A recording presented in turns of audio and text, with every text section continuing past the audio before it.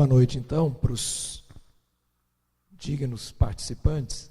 A gente vai colocar um caso, a Amine vai colocar, depois a gente vai abrir, fazer uma sequência de hipóteses e que exames que a gente tem para conduzir esse caso, né? Vamos lá, então? Doutora Amine. Boa noite. Como o doutor Lauro falou, meu nome é Amine. Eu vou apresentar o nosso caso clínico de hoje. Para começar, nosso caso é um homem de 39 anos, trabalha como inspetor penitenciário e não tem nenhum antecedente de comorbidade importante. Ele iniciou o quadro em fevereiro de 2016, com uma dor em região torácica, lombar e sacral, mais do tipo muscular, que piorava à noite e associada à rigidez matinal e uma sudorese noturna. Procurou alguns médicos, dentre eles clínicos, ortopedistas. Foram feitas algumas radiografias de raio-x de tórax, raio-x de coluna, nenhuma alteração significativa nos exames. Foi medicado com analgesias sintomáticos, orientado à prática de exercícios. Ele persistiu com os sintomas, e aí esses sintomas evoluíram num curso de mais ou menos 1 ano. Aí a dor se estendeu para a região de flancos, piorava com as atividades físicas, e nesse período de 1 ano ele emagreceu aproximadamente 15 quilos. Durante esse tempo, ele tinha rigidez matinal, ele tinha sudorese noturna, mas em momento nenhum ele teve febre. Em fevereiro de 2017, ele apresentou um quadro de hematúria. E aí, na época, não tinha evidência de infecção do trato urinário e ele foi encaminhado a um urologista. O exame físico dele, ele tinha um bom estado geral, nenhum sintoma neurológico, nenhum déficit focal, nenhum linfonodo palpável, força preservada, o aparelho cardiovascular sem nenhuma alteração de nota, no aparelho respiratório também nenhuma alteração, abdômen flácido, sem massas, membros inferiores também sem nenhuma alteração digna de nota. E aí, de exames laboratoriais, ele tinha um EAS que confirmava a hematúria, mas que não mostrava nenhuma outra alteração, não tinha aumento de piócitos, não tinha proteína. Foram feitas sorologias para hepatites, sífilis, HIV, todas negativas. Exames de fator reumatoide, FAM, complemento, todos normais. Eletroforese de proteínas normais. Os exames laboratoriais, uma anemia leve, sem leucocitose, função renal normal, eletrólitos normais, incluindo cálcio, fósforo, glicose normal, exames de tireoide normais, enzimas hepáticas também. A única coisa alterada que ele tinha era um VHS e um PCR um pouco aumentado. O urologista solicitou uma TC de abdômen. Nessa TC mostrava um derrame pericárdico pequeno, e aí nos corpos vertebrais torácicos inferiores e lombares, principalmente em L1, uma discreta alteração de densidade com áreas líticas e discretamente blásticas. E aí um importante aumento das regiões de partes moles ao redor das vértebras. Aí aqui a gente tem a imagem, que a gente pode ver. Aqui, o acometimento da vértebra com as lesões líticas e esse aumento da parte mole ao redor da perivertebral, sugerindo uma coleção. Aqui, ó, próxima topografia, principalmente de L1. Aqui, principalmente, a gente consegue ver um aumento bem grande das partes moles perivertebrais.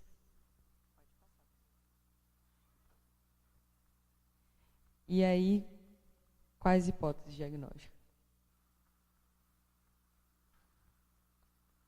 Um paciente de 39 anos de idade, com uma história de dor lombar, que perdeu aproximadamente 15 quilos. Você vê como é que é prontuário, né? Não tem relato de exame físico da coluna desse camarada, mas ele tinha dor, né? Mas não tem relato no que foi recuperado, né? Se tinha ponto doloroso, onde é que tinha ponto doloroso? Provavelmente tinha, mas não tem.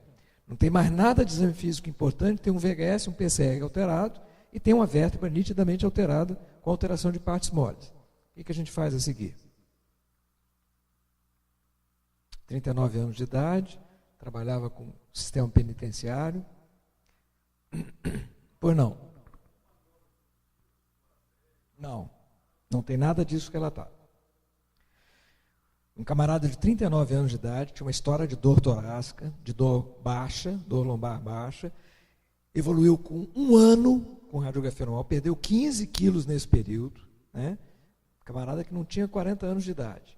Tem um VHS, um PCR alterado e, na verdade, quer dizer, tinha um raio-x de coluna lá atrás que estava normal, depois na evolução, uma tomografia de abdômen para investigar a hematúria, que ele tinha uma hematúria, aparece uma imagem de uma vértebra alterada, com alteração de partes moles, com alteração de densidade lítica, com alteração lítica e alteração de permeio nessa vértebra. Quer dizer, não tem LASEG, não tem descrito nada disso. Ele devia ter dor à palpação de coluna, mas isso não está descrito no prontuário. Mas aquilo lá devia doer.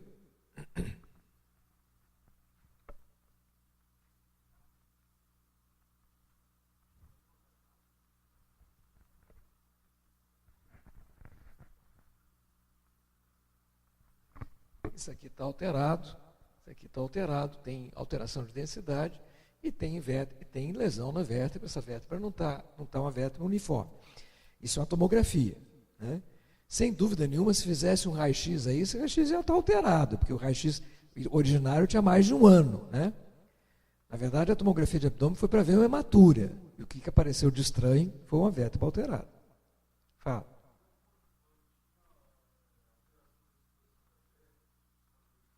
Não. Até então, na tomografia, só tinha esse relato. Isso. Lítica de partes moles.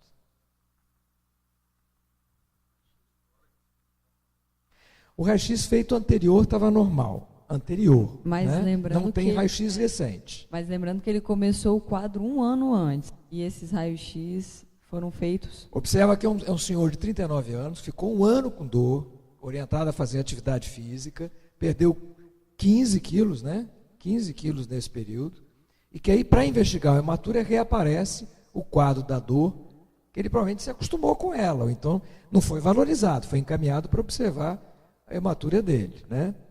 Provavelmente ele devia estar achando que era falta de exercício.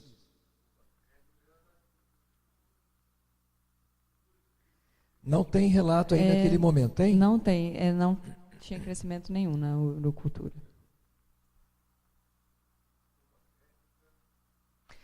Então, nesse momento, o relato que tinha que estava febril, né?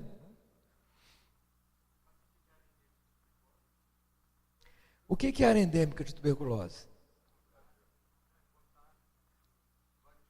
Não tinha nada disso investigado na história. A área endêmica de tuberculose, o Brasil inteiro né? Expenitor penitenciário, trabalha em penitenciário.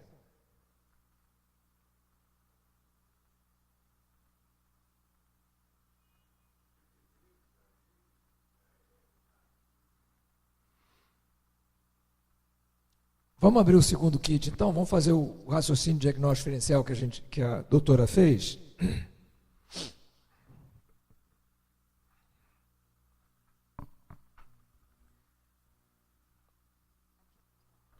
Pode deixar o mouse aí. Você passa por aí, né?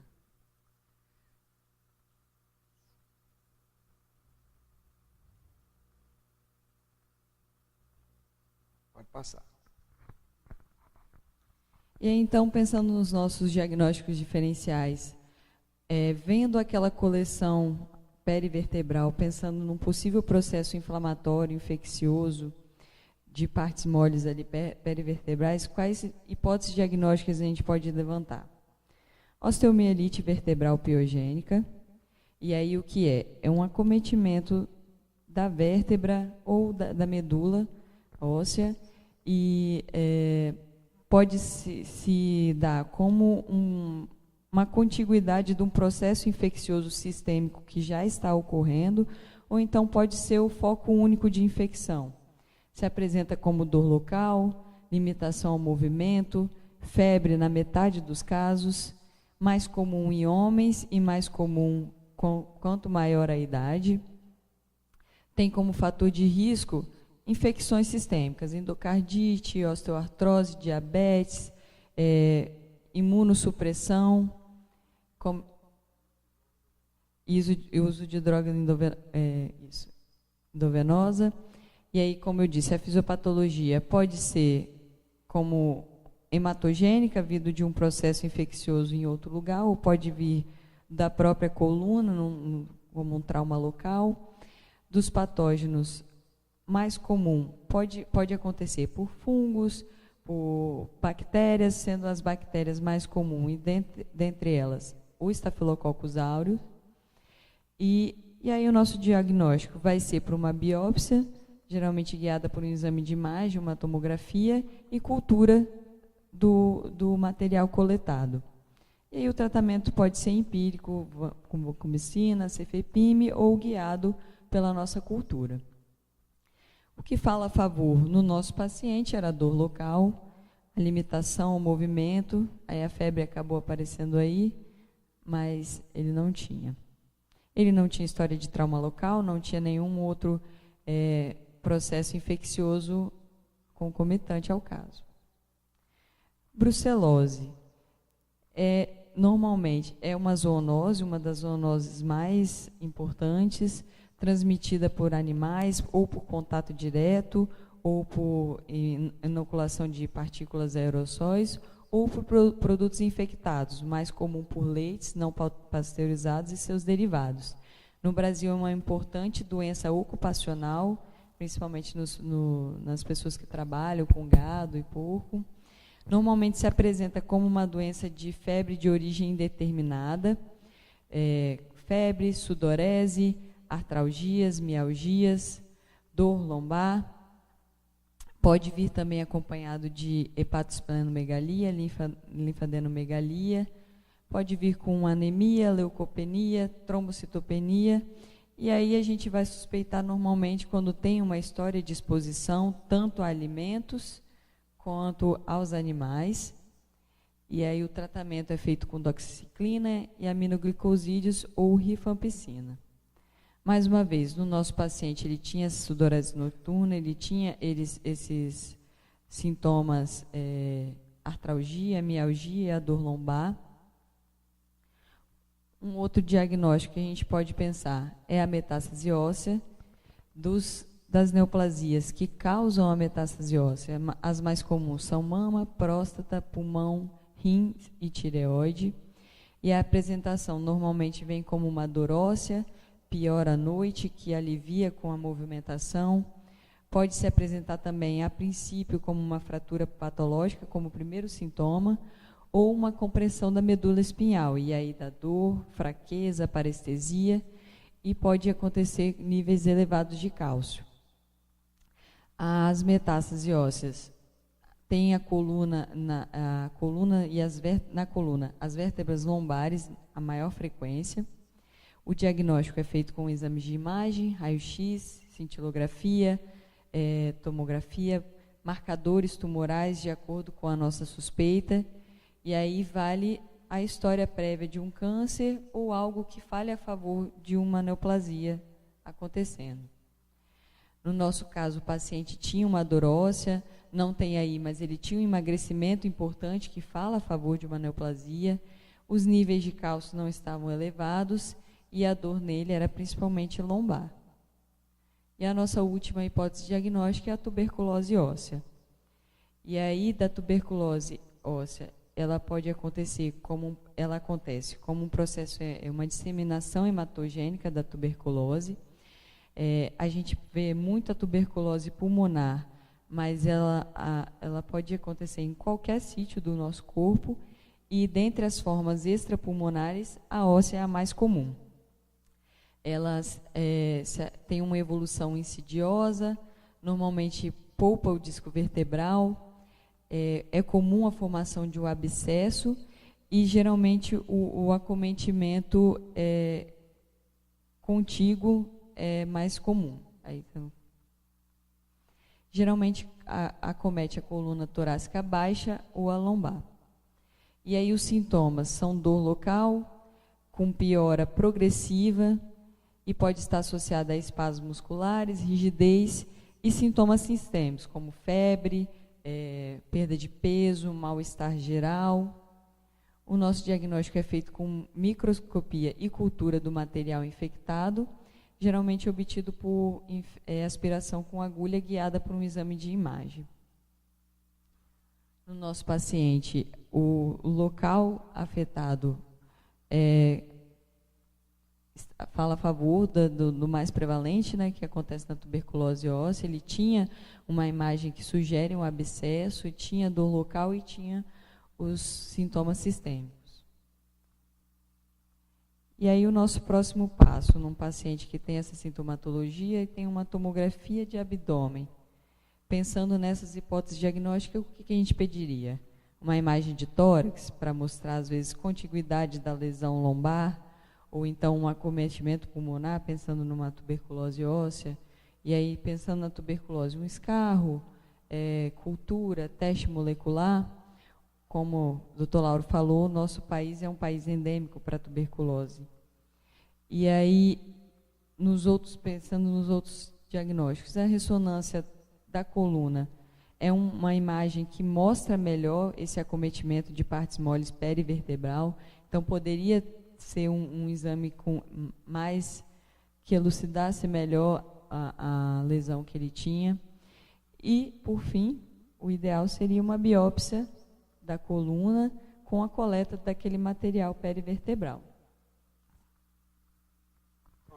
Então, assim, usando só raciocínio clínico, né, de um paciente que devia ter alguma coisa de exame físico que demandasse a coluna e que não está descrito na história, que tinha um raio-x de tórax e um raio-x de coluna lá de trás, de um ano anterior, normais, e que depois não foram mais repetidos, que tinha uma história de perda de peso importante e que estava em investigação de uma hematúria. E aí a febre ficou no passado, a sudorese noturna ficou no passado. Usando só raciocínio clínico, quer dizer, brucelose, que é um diagnóstico, já vimos brucelose com manifestação vertebral, né, como febre de origem obscura, mas não é uma coisa que você vai pensar em inspetor penitenciário, a não sei se tivesse um sítio que trabalhasse, tivesse na roça, mas não é uma primeira coisa que vem na cabeça. Metástase óssea em um sujeito com 39 anos também não é uma coisa que venha na cabeça da gente sem uma história prévia. Mieloma múltiplo também está uma faixa etária muito jovem para ser. Sobra doença bacteriana ou doença específica, TB. Né? Doença bacteriana está um pouquinho fora dos fatores de risco usuais, tanto da história como dos fatores de risco. Agora mesmo nós tivemos um caso de osteomielite vertebral internado no Santa Rita, de um senhor de 63 anos de idade, tinha endocardite bacteriana. Né? Não tinha nenhum fator de risco, então só o raciocínio clínico traz TB para a área de pensamento da gente, para a importância da tuberculose. Vamos lá.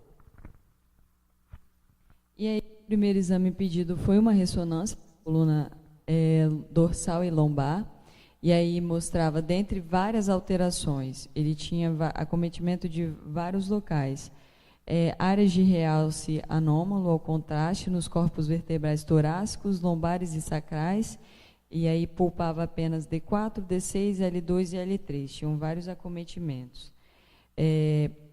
Erosões ósseas de aspecto permeativo e coleções nos espaços pré- e paravertebrais, correspondente a esse acometimento. Aí que nós podemos ver, dentre elas, a maior coleção aqui, mais próxima a D12, aqui já é L1, então você vê todo esse aumento aqui. Nosso radiologista chegou, se quiser comentar a imagem. Opa, boa noite a todos. Para demonstrar aqui nessa ressonância, a gente consegue ver isso como uma sequência em T2, né, no corte sagital, a gente observa aqui no espaço paravertebral anterior, em T2 a gente vai lembrar que a característica do T2 é onde a gente vai ver os líquidos, tudo que é líquido com hipersinal, branco. Né? Por isso que a gente vê dentro do canal ali, ó, a medula escura e essa área branca é o líquido dentro do canal. E o que seria diferente seria essa área toda branca aqui, mal definida, estendendo-se aqui desde D12, 11, 10, 9, né, nessa porção anterior do corpo. A gente vê que no corte axial, esse espaço aqui, essa área aqui, o preto é o corpo vertebral, e esse branco aqui seria essa coleção líquida, né, mal definida, bem, estendendo-se desde D9 até D12 ali.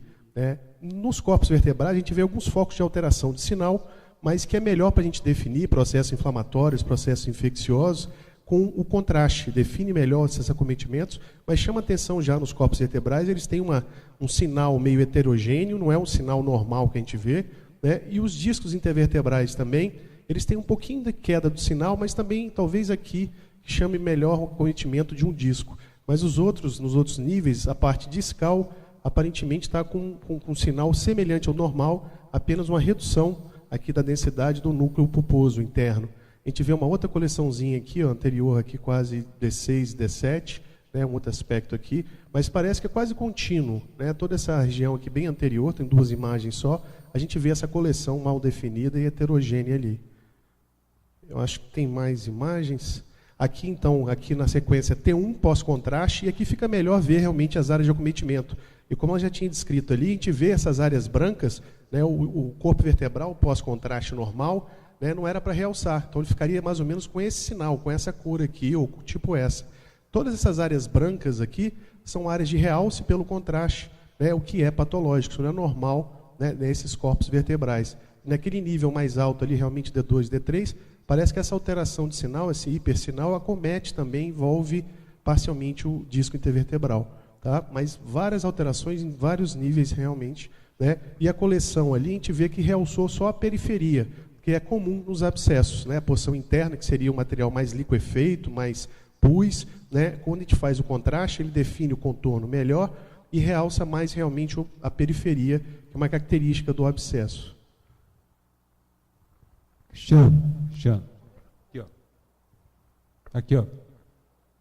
Aqui atrás. Só explorar um pouquinho. No início da descrição, eu pensei em psoíte, apesar de normalmente não ter comprometimento ósseo, né? Característica bem diferente. Mas a imagem daria, só pensando em partes móveis, daria para lembrar alguma coisa? Nessa imagem, seria um aspecto alta, semelhante, né?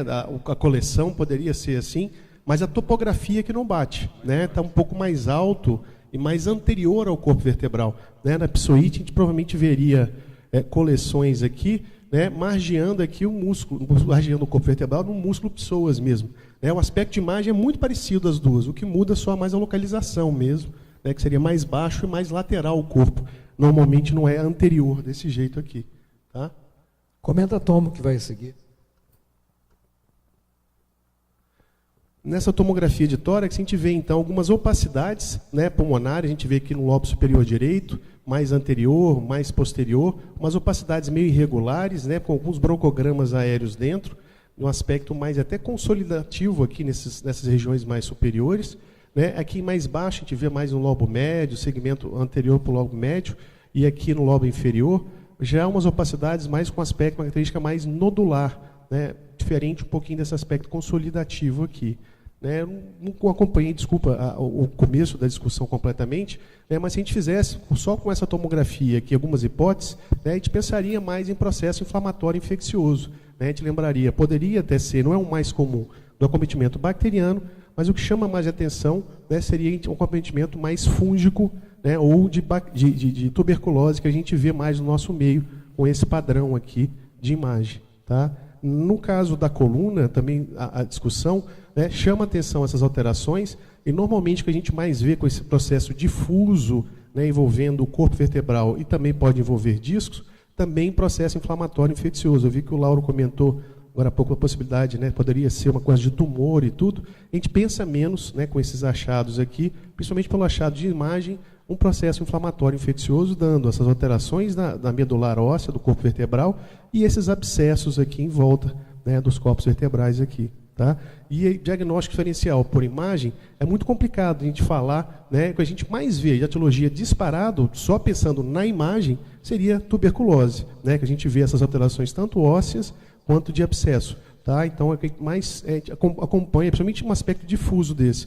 Existe a bacteriana também, que é muito comum, mas geralmente são mais localizados. A gente não vê um aspecto tão difuso de acometimento. Né? Pega 1, 2, 3 corpos vertebrais, não é tão comum a gente ver envolvendo tantos corpos vertebrais de maneira difusa assim.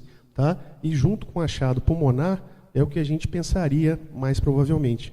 Mas, como o próprio Lauro comentou, existem N causas. Então, já peguei um caso, já tive um caso também raro, um caso de salmonelose, de outros tipos de germes totalmente atípicos, que às vezes a gente vai conseguir fechar esse diagnóstico só com a biópsia mesmo. A gente escolhe um desses corpos vertebrais ou a própria coleção para tentar dar esse diagnóstico. Tá?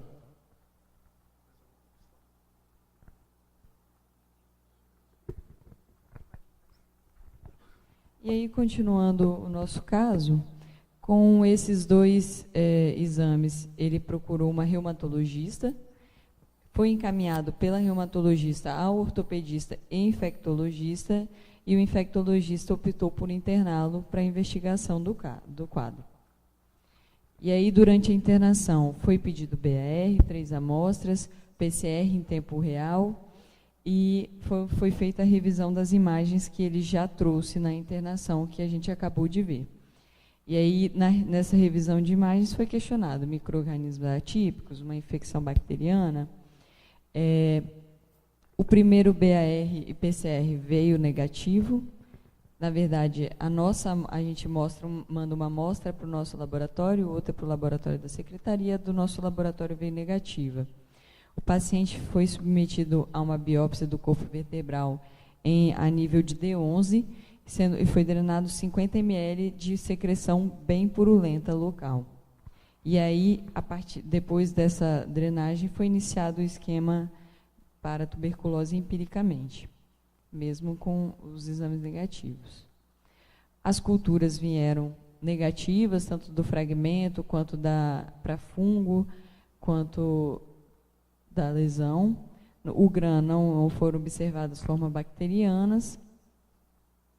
E aí, o histopatológico do tecido ósseo apresentou a medular substituída por processo inflamatório granulomatoso, e aí caracterizado por vários granulomas histiocitários com células gigantes multinucleadas e leve infiltrado linfocitário em meio de fibrose. Nesse histopatológico, a pesquisa de BAR e fungos vieram negativas. Foi solicitada uma revisão de lâmina. Eu posso... Boa noite, obrigada a todos pelo convite mais uma vez. Então, nós temos... Só mostra onde que é a bolinha. Então, uma biópsia óssea, que tem as trabéculas ósseas. Aqui, na verdade... Desculpa. Meu nome é Luciene Lage, né, da Mota. Sou patologista da Santa Casa. Então, nós vimos essa biópsia já tem algum tempo, mas foi um caso bem marcante, que é um caso bem interessante. E aqui, então, nós temos um fragmento que mostra as traves ósseas, e no meio, uma celularidade densa. Aqui é um osso fragmentado, caracterizando, aqui tem outro pedacinho de osso fragmentado, caracterizando que é uma osteomielite, né?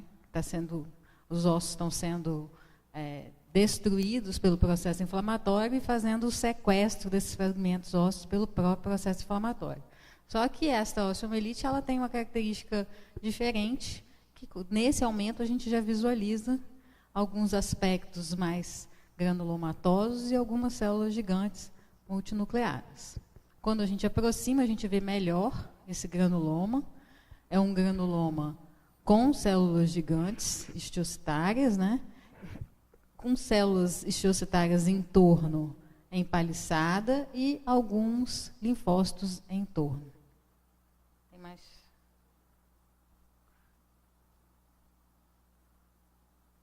Aqui é o fragmento por inteiro, o tamanho que era o fragmento. Aqui a mesma coisa. Aqui nesse granuloma, a gente consegue ver o centro dele. A gente vê que no centro dele é um pouquinho mais diferente, é que a luz atrapalha um pouco, né? Que é uma área de necrose. Mas ele é mais fibroso. Os granulomas, eles já são antigos, né? É um paciente que já tinha uma doença há 1 ano. Então, os granulomas aqui, eles já estão muito bem organizados. Difícil da gente caracterizar, confirmar para vocês, assim, mas eles tinham as células gigantes, as células osteocitárias e pequenos focos de necrose central. A maior parte dele não tem as áreas de necrose. Aqui eu tenho um outro focozinho de necrose. Eu fiz o BAR, né, a pesquisa direta, um ZIL, e não encontrei bacilo, mas sugeri no meu laudo que fosse uma tuberculose. Por quê? Né? Primeiro, que é o mais frequente. E mesmo com pouca necrose, esse padrão de granuloma com necrose central, até provas encontradas, de 10 para 1 é tuberculose. E quanto mais granuloma, menos bacilo eu vou encontrar. E quanto menos necrose, menos bacilo eu vou encontrar na forma direta. Né? Então, a gente conversou com o Lauro, conversou com o Tonilo na época também, e fechamos, então, que mesmo sem encontrar os bacilos, a primeira hipótese era a tuberculose óssea.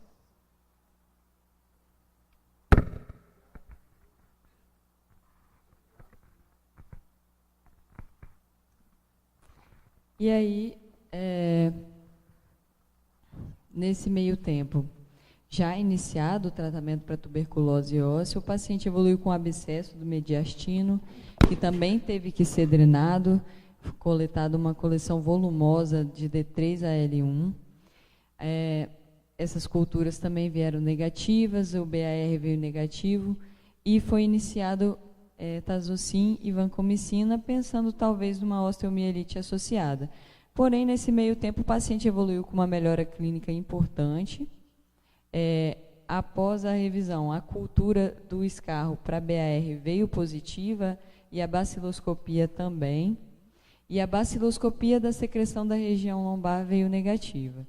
O antibiótico com a melhora clínica foi suspensa e o diagnóstico que já estava quase firmado de tuberculose óssea foi só confirmado. O paciente teve alta hospitalar com o esquema padrão e piridoxina. Aqui as imagens. E o tratamento realizado continuou ambulatorialmente. O paciente foi acompanhado tanto pela infectologia quanto pela ortopedia. Ele teve melhora gradual da dor, retorno gradativo às atividades diárias.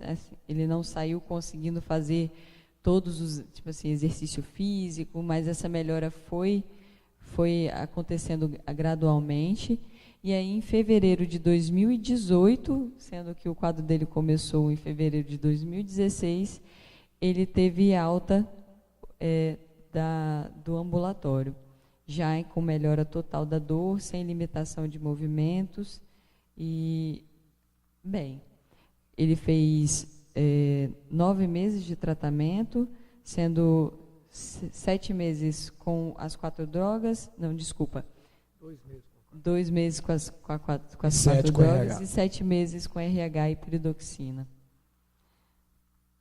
E aí, só durante o acompanhamento, ele fez algumas outras ressonâncias que mostraram a melhora radiológica também, além da melhora clínica que ele já tinha. E se o doutor Cristiano quiser comentar de novo, a gente tem outras imagens aqui da... E aí ele teve alta bem...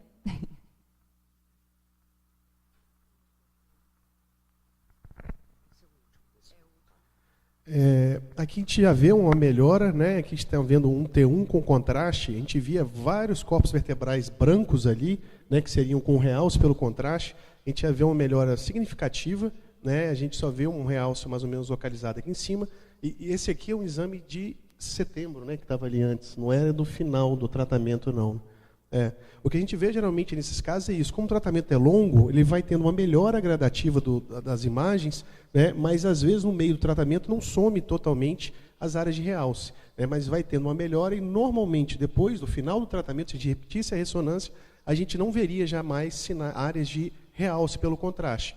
A gente vai ver sim algumas áreas de alteração da medular óssea, que normalmente nessa cicatrização, nessa melhora do processo inflamatório, ainda ficam umas áreas de alteração de sinal. Mas o que é importante é a gente não ver realce pelo meio de contraste, né, que significaria um processo realmente ativo, né? E as coleções que a gente via ali, né, a gente já não consegue enxergar, né, a porção anterior do corpo vertebral ali, né, a gente já não vê alterações importantes, né? Só essa área de realce mais alta aqui, que acomete ali D2, D3, mas o resto tudo é de uma melhora importante do corpo vertebral, apesar, como eu falei, né, de permanecer ainda na medular óssea algum aspecto de alteração de sinal, mas sem realce pelo contraste, né? E uma coisa que eu queria citar também, a parte de imagem, que é interessante que esses casos, a maioria das vezes, ou grande parte das vezes, eles às vezes são tentados diagnóstico no raio-x, acho que foi comentado que o raio-x foi feito antes, e realmente o raio-x tem baixa sensibilidade para ver. Normalmente, para a gente ver as alterações do raio-x, já tem que ter alterações crônicas, já alterando medular, ou às vezes o corpo vertebral.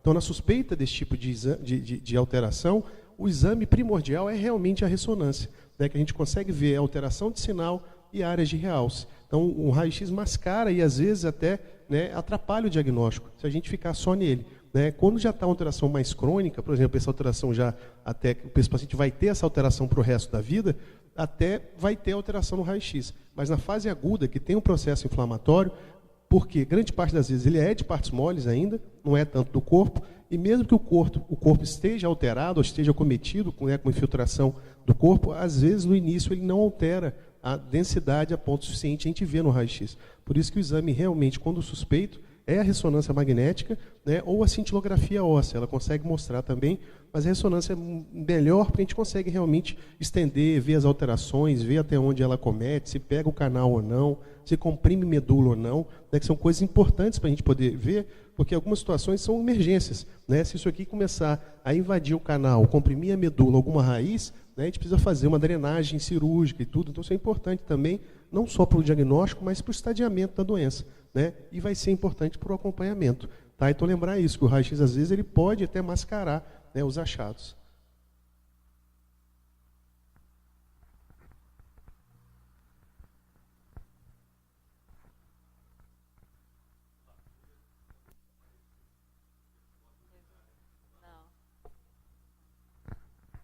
Então,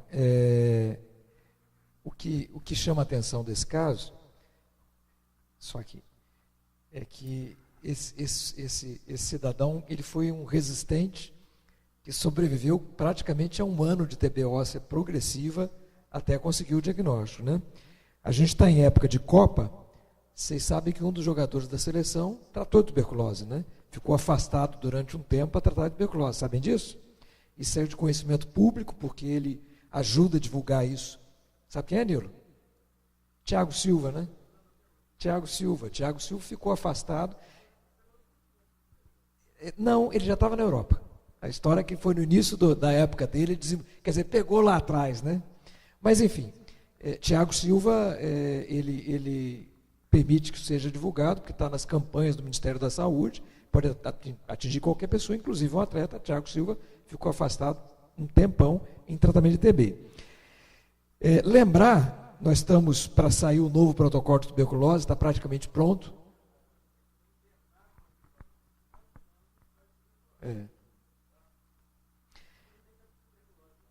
Sim. E, na verdade, veja, é uma das principais causas de morte no mundo, né? 10 milhões de pessoas adoecem no mundo inteiro. Isso dá 28 mil pessoas por dia, né? No tempo dessa sessão aqui, se ela durou 1 hora, mais de 1.000 pessoas adoeceram de tuberculose durante a sessão anatomoclínica no mundo inteiro, né? E quase 5.000 pessoas morrem por dia. E hoje, a grande questão, novidade, nos últimos anos, é a interação HIV e tuberculose. Tuberculose é a 4ª causa de morte importante em pacientes HIV positivos. 1 em cada 4 pacientes com AIDS morrem de tuberculose. Então, entre as principais, veja, doença cardíaca, derrame, acidente vascular, doenças respiratórias, tuberculose é uma das principais causas de morte no mundo inteiro. Esse é um relato clássico da Organização Mundial de Saúde. E assim, 60% dos casos do mundo acontecem em 6 países: China, Índia, Indonésia, Nigéria, Paquistão e África do Sul. Né? 6 milhões de pessoas têm acesso, mas 4 milhões de pessoas não têm acesso ao tratamento. Né? E 1 em 5 pessoas podem precisar de um tratamento de multidroga resistente. Quer dizer, esse é um dos grandes problemas, porque não tem vetor para combater, tem que tratar as pessoas, e só metade das pessoas com multidroga resistente são efetivamente curados. Né? Desse grande problema de tuberculose no mundo, o Brasil, felizmente, não está entre os casos de muita resistência. Nós não temos, como esses países aqui, esses são os países que mais têm resistência. Tem o Peru, da América Latina, mas tem vários países lá da Ásia. Agora, o Brasil é um dos países de destaque em termos de importância da tuberculose e da frequência de relação de tuberculose com HIV. Por isso que a gente ensina aos alunos, todo paciente com TB tem que fazer teste de HIV, todo paciente com HIV tem que fazer PPD. Né? Então, veja que nós temos nessa cura aqui, nossa incidência de tuberculose é importante, e estimativa de prevalência de HIV, a gente é destaque, né, em relação à tuberculose. Está para sair o manual novo, está para sair o novo dado, mas a gente acredita que 1/4 a 1/3 da população é infectada. Esse dado é velho para a população antiga, mas a gente tem aí 70, 80 mil casos por ano, número de óbitos muito grande. O interessante é que, se o Espírito Santo não tem uma incidência muito grande, observa que o Espírito Santo é entre os mais escuros em termos de fatalidade. Quer dizer, nossa taxa de fatalidade é elevada, ó, em torno de 10%, um pouquinho mais de 10%. Desculpe, o Espírito Santo está aqui, estou falando do Rio de Janeiro. Mas nós temos estava me trocando o estado. Mas nossa taxa de fatalidade está entre as mais altas, né? Ela é taxa de destaque. O Rio é pior, né? O Rio é pior em tudo, né? O Rio é sempre vanguarda nessa situação. E lembrar que tudo entra pelo pulmão. Quando a gente tem doença óssea, tem que olhar pulmão, porque entrou pelo pulmão, pode ser que tenha sinal lá, pode ser que não. A maior parte dos casos de tuberculose óssea não tem lesão pulmonar no momento do diagnóstico. Mas se fizesse uma tomografia, vai achar lá um nódulo, pelo menos um nódulo calcificado. Nosso paciente tinha doença pulmonar ativa, que ajudou no diagnóstico. Mas a imensa maioria das pessoas expostas não adoece, e quando essas pessoas eventualmente fazem infecção primária, elas podem controlar através da imunidade celular e vira TB latente, né? É o que acontece com nossos alunos que entram na escola com PPD muito baixo e saem da escola, a maioria com PPD, muita gente com PPD reator, então se expõe durante o curso de medicina, e você pode ter reativação da doença ou pode ter nova exposição, seja doença primária, seja nova exposição, seja reativação. Então, a tuberculose óssea pode ser reexposição ou pode ser uma reativação da doença antiga, né? Um detalhe interessante é que esses casos são tratados por 6 meses, mas alguns casos mais arrastados podem ser tratados por 9 meses, que nem meningite por TB. Uma curiosidade é que o último protocolo de tuberculose fala em tratar a doença óssea de maneira geral por 9 meses. Não sei se isso vai estar nesse protocolo novo, mas esse caso, talvez por ser tão arrastado, por ter tanta vértebra acometida, optou-se por um tratamento mais longo e teve uma boa evolução. Então, pensar a tuberculose é uma coisa importante nesse país que a gente vive com incidência elevada, né? Acho que é isso. Algum comentário? Você vê que no final de contas, era TB, né? Quer falar? Só um comentário sobre o tratamento. Na literatura não tem uma definição muito certa do tempo para a tuberculose óssea. É mais algo avaliando a clínica e o que eu li é que nos tratamentos que o paciente não pode fazer a rifampicina, aí é optado por um tratamento mais longo, quase sempre podendo chegar até 12 meses de tratamento. Isso. Na verdade, a única tuberculose extrapulmonar que é obrigatório o tratamento mais longo é meningite, né, que está nos protocolos. Agora, o último protocolo, que é o protocolo, aliás, de AIDS, coloca a TB óssea como possibilidade de fazer 9 meses. Curioso que cita um guide americano onde isso não está colocado. Mas realmente é caso... Aliás, tuberculose pulmonar também, se você tiver um caso muito arrastado, você pode prolongar o tratamento. O médico pode fazer 9 meses de tratamento, fazer uma consolidação mais longa. Isso é permitido. Mas isso é muito individualizado caso a caso. Acho que esse caso, não sei se você lembra, mas talvez pela extensão do acometimento de coluna, mais de 10 vértebras afetadas, optou-se por um tratamento mais longo. Né? Ok, muito bem. Vai lá, Flávio. Passou pela reumatologia, ainda bem que passou sem corticoide pela reumatologia, não é verdade? A parte urinária chamou logo de cara, talvez, a atenção para a associação tuberculose, hematúrias sem lesões neoplásicas e com cultura negativa, sempre um sinal de alerta também para tuberculose urinária. TB renal é uma forma importante de TB extrapulmonar que manifesta geralmente como febre de origem obscura, né? E aí o diagnóstico é cultura na urina também. Primeira amostra matinal, 3 amostras seguidas, pesquisa de BR e cultura. O que não deve ter levado a atenção para o rim é que ele tinha muita doença fora do rim. E também não tinha nada alterado na tomografia, porque normalmente quando tem tuberculose renal, a primeira coisa que acontece é o rim começa a ficar disforme na tomografia, esse rim chama a atenção, é um rim que fica notadamente doente, ele fica deformado e leva ao diagnóstico com facilidade. Talvez a hematúria fosse alguma coisa de colonização, da mesma forma que ele jogou foco lá para, porque era granuloma, podia ter jogado granuloma para o rim, de repente ia se desenvolver se esse doente não tivesse diagnóstico em outro sítio. Bem, eu tenho a impressão que a AME está puxando o tapete da gente, porque eu não tenho certeza, mas eu tenho a impressão que a radiografia de tórax desse paciente não era normal. Nós achávamos que tinha algum tipo de infiltrado pulmonar nesse paciente. Não tinha raio-x recente no prontuário. Ele foi internado muito tempo no hospital, ele fez várias radiografias logo. Na verdade, o diagnóstico desse paciente foi muito direto, né? Se pensou muito rapidamente em tuberculose. Laurinha, se me perdoe, vou fazer só um comentário, que é uma homenagem. Posso fazer uma homenagem? O grande colega nosso, Rodrigo Rezende, que passou por aqui e que nos deixou tragicamente, de um exemplo de um profissional comprometido e trabalhador.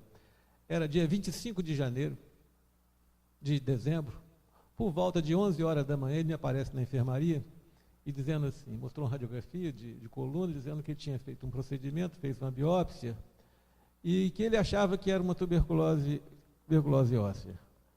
Eu parei, fiquei olhando, ele falou, de repente ele parou, olhou para mim e assim, entendi o seu olhar, não colhi material para cultura, para exame PBK, saiu, foi para o centro cirúrgico, reabriu o paciente, colheu o material. Grande Rodrigo, quando eu vejo um paciente com esse, eu não deixo de lembrar em Rodrigo, que foi uma pessoa, uma pessoa jovem, mas que um médico de excelente padrão, de grande qualidade. O diagnóstico, me parece que foi muito fácil o diagnóstico, pensar em tuberculose nesse paciente. Dos diagnósticos diferenciais que se coloca, a brucelose, Laura, é um grande diagnóstico diferencial, mas não com aquelas lesões com tamanho... Muita lesão demais, muita lesão demais. Mas a brucelose, nas discites, seria um grande diagnóstico diferencial, até porque a brucelose é uma grande desconhecida nossa. Nós temos, é uma grande imitadora também. E a gente pensa pouco em brucelose, e os nossos métodos de diagnóstico de brucelose são elogiando muito, arcaicos, né? São muito atrasados. Diagnóstico clínico desse paciente, se alguém tivesse que pensar, sem aquelas lesões todas, talvez até a espondilite anquilosante pudesse entrar no diagnóstico diferencial. Tá? Se não tivesse tanto pus, né? As osteomielites fúngicas, nós temos aqui a paracoccioidemicose, é um grande diagnóstico diferencial também. Tá? E a salmonela em pacientes idosos. Agora, faltava para a doença bacteriana um pouco mais de febre desse paciente. Ele não tinha uma história tão evidente, pelo que eu me recordo. Tá? o diagnóstico foi feito, na realidade, quando foi feito o diagnóstico, associando uma lesão com aquelas características, com a tomografia computadorizada que tinha, imagens radiográficas, já se iniciou o tratamento de tuberculose. E por que eu optei por 9 meses? O consolidado são 6 meses, exceto a meningite tuberculosa. Mas o próprio up-to-date, ele escorrega um pouquinho no tempo de tratamento e vai até 9 meses de tratamento. Então, em homenagem a esse intenso acometimento ósseo, nós esticamos um pouquinho o tratamento desse paciente. É isso. O detalhe interessante é que o último guia disponível que tem, que é o guia do Ministério da Saúde HIV, quando fala em tuberculose óssea, fala em tratar 9 meses. Não dá muita razão, nem a referência que ele cita está errada, né? Então, estou até curioso para saber como é que vai sair o guia novo. Tem um guia novo saindo, deve estar saindo nos próximos meses. Meu momento de homenagem, né? 6 meses para tuberculose, foi com a participação marcante do Dr. Jaime Santos Neves. Uhum. Com a rifampicina também. Exatamente, com a rifampicina. Ok. Alguém quer comentar alguma coisa a mais? O Nilo hoje está saudoso. Homenageou o Rodrigo, homenageou o Jaime. Está encerrada a sessão. Obrigado.